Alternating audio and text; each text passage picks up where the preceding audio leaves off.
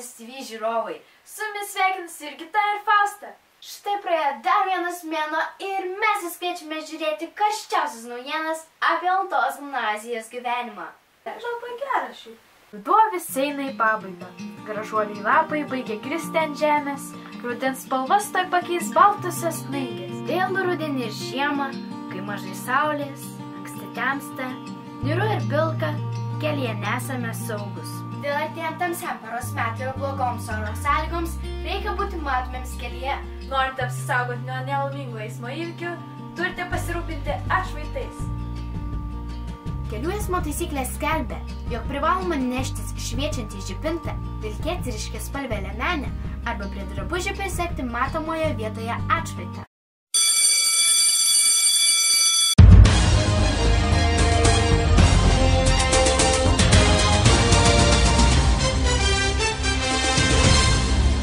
Spalio mėnesio naujienų rubriką pradės Alantos gimnazijos direktorė Dalia Skebienė. Sveiki. Štai ir prabėgo vienas mėnuo nuo mūsų praeito pokalbio.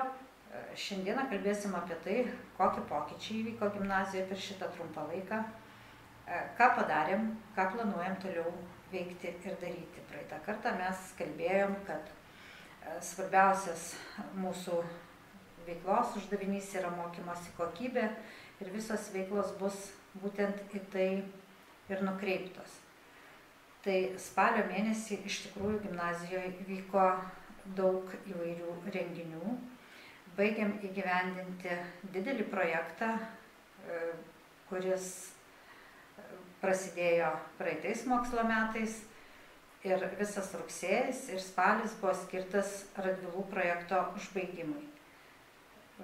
Nemažai klasių vyko į keliones, į Biržus ir ieškojo ten Radvilų pėdsakų.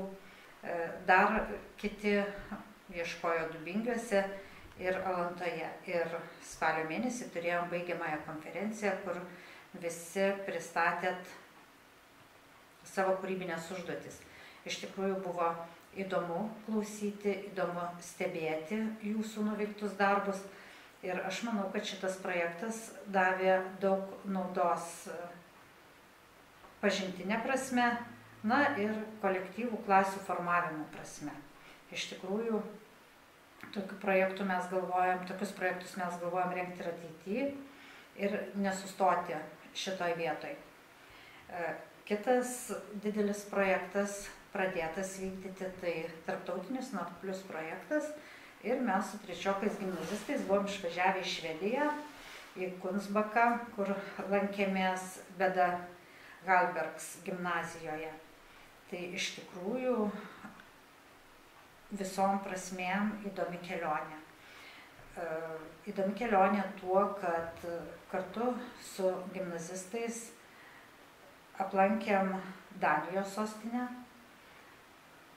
aišku, nemirtingą Undinėlę, kas be ko, ir truputėlį pavaikščiojom po gražią rudinėjančią Kopenhagą, na ir apsilankėm Švedijoje.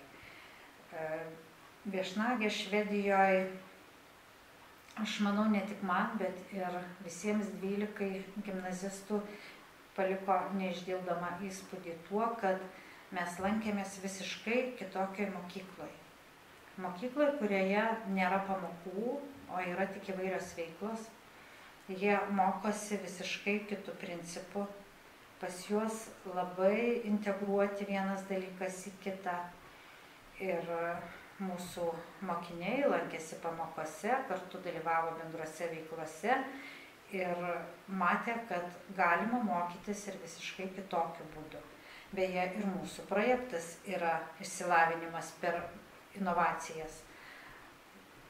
Visiškai kitokius dalykus, negu mes įpratę daryti savo mokykloje. Apsilankėm ir kitose švietimo įstaigose. Buvom dar 2 gimnazijose, buvom užimtumo centre, kuris vadinasi Elektronikų. Iš tikrųjų įdomių patirčių visokių. Tai tiek apie šitus 2 projektus. Įvyko ir koncertas Šveicarijoje, Ciuriche, kur aš minėjau, kad turėtų įvykti lietuvių pianisto, jauno pianisto Kasparo Uinsko klasikinės muzikos koncertas. Tai štai šito koncerto metu, kuris vyko Ciuriche, buvo renkami pinigėliai mūsų gimnazijos stadionui. Taip kad stadiono darbai turėtų pajudėti ir aš manau, kad Liepos mėnesį, kaip mes ir kalbėjom, ko gero jau turėsim ir teniso kortus įrengtus. Smagiai yra ir kita žinia ir naujiena, tai mūsų ketvirtokų gimnazistų laimėtas konkursas, kurį organizavo Europos parlamento narys Valentinas Mazuronis. Rugsėjo 1 dienos proga sodino ketvirtokai gimnazistai ąžuoliuką ir jų nuotrauka yra pripažinta pačia geriausia ir dabar balandžio mėnesį jie yra pakviesti vykti į Briuselį. Tai iš tikrųjų gera ir smagi naujiena. Ir tuo pačiu noriu pasakyti, kad mes visi turim galimybę laimėti. Reikia tik tai netingėti ir bandyti.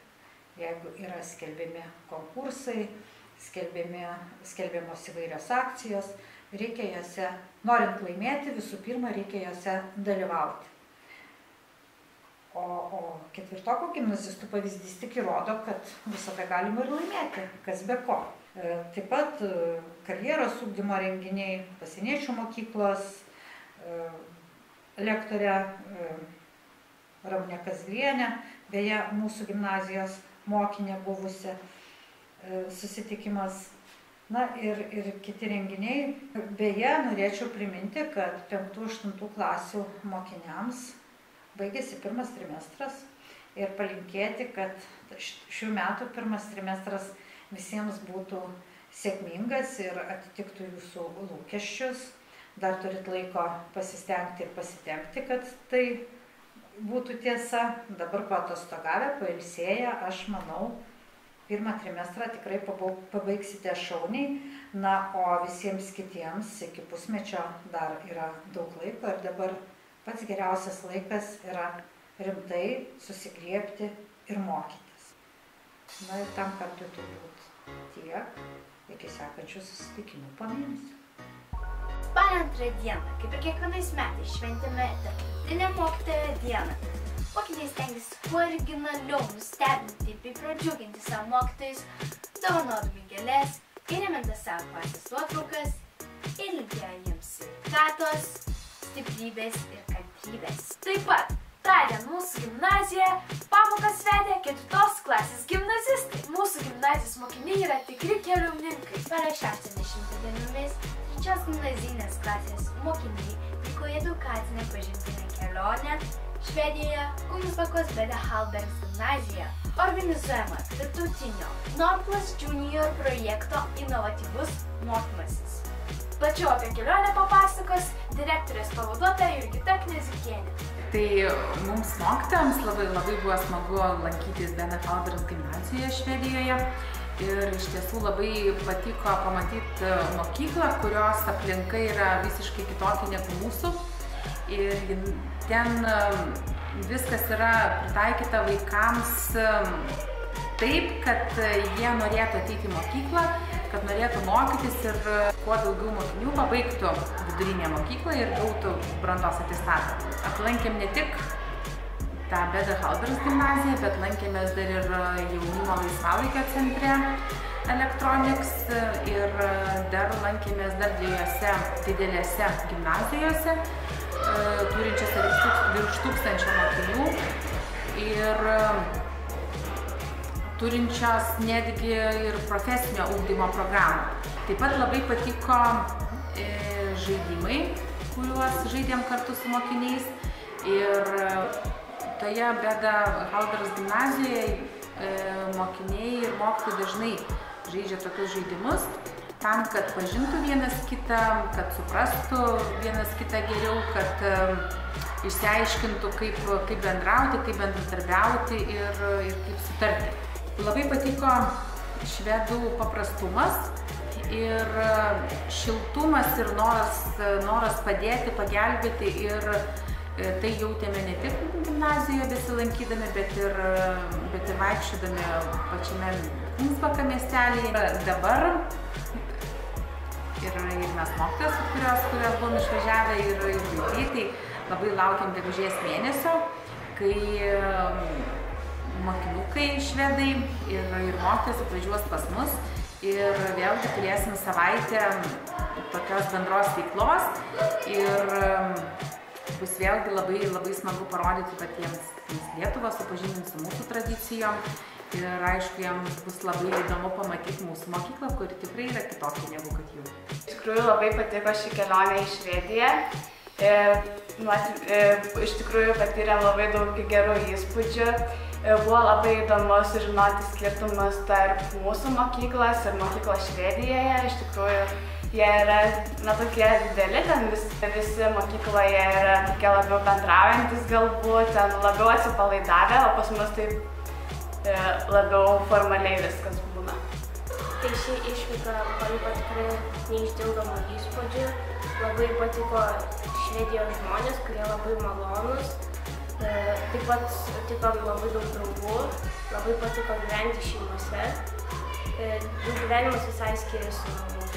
Spalio 21 dieną Alantos gimnazijos kolektyvai, ugdomi vadovės Audronės Eliškevičiūtės, atidarė koncertinį sezoną ir visus džiugino gera nuotaika.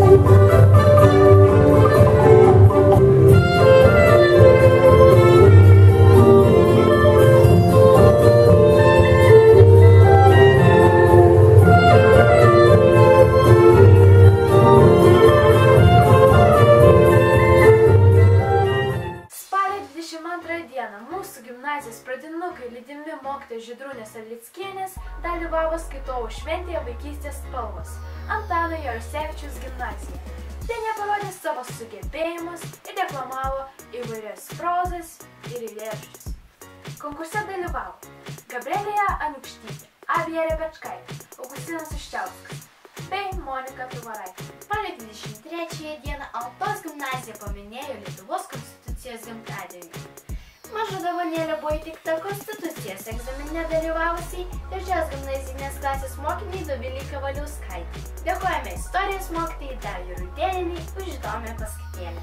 Po pamokų gimnazijoje vyko projekto Radvilų pėdsakai Alantoje, Dubingiuose ir Biržuose baigiamasis susirinkimas. Jo metu buvo pristatyti projektiniai darbai, pasidalinta naujomis žiniomis ir įspūdžiais. Ta pačią dieną gimnazijoje vyko 5-okų krikštynos, kurias organizavo mokinių taryba. 5-okams buvo parengtas įvairios užduotis, tokių kaip įvairių skanėstų ragavimas, skanduotė, apmėtymas balionais su vandeniu, miltais, sakoma priesaika. Spalio 27 dieną dar viena išvyka turėjo keletas gimnazistų, kurie kartu su konsultantų karjeros ugdymo klausimais bei mokytoju Henriku Donešausku lankėsi akcinėje bendrovėje Vilniaus baldai bei Swedbank centrinėje būstinėje Vilniuje. Spalio 30 dieną 1 bei 5 klasės mokiniai kartu su auklėtojomis Irena Denišauskienė bei Virginija Paplauskinė vyko į smagią ekskursiją. Trakuose dalyvavo edukacinėje programoje Šokolado sostinė, taip pat aplankė Trakų pilį, Užutrakio dvarą bei Angelų kalvą.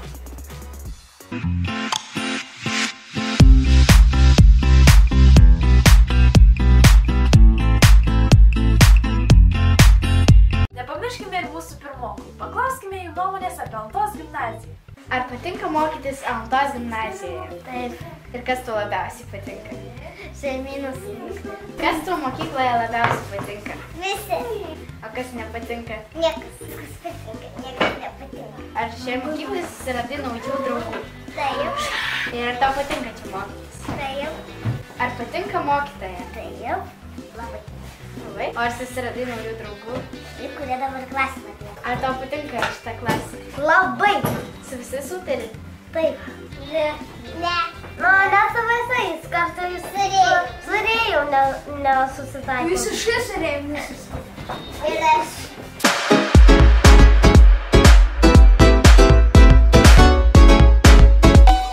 Norėčiau, kad jie būtų rimtesni, netokie judrus, bet pakankamai energingi.